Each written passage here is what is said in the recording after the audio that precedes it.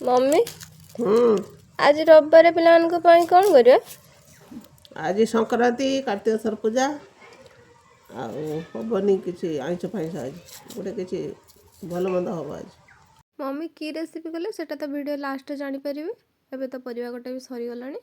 जेहेतु आज रविवार तो पिला माने भी लागी पड़लेनी तांको रूम सफा करिया पे।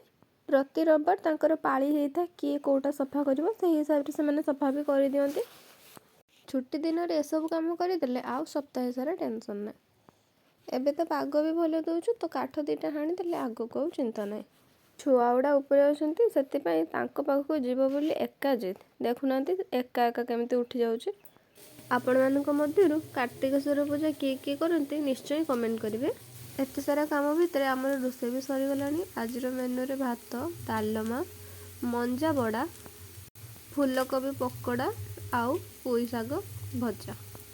जेहेतु आइंस है ना 3-4 प्रकार आइटम करने निहाती पड़ो। तापर पिला बस खाया देखा नेक्स्ट ब्लॉग रे। रोची जय जगन्नाथ।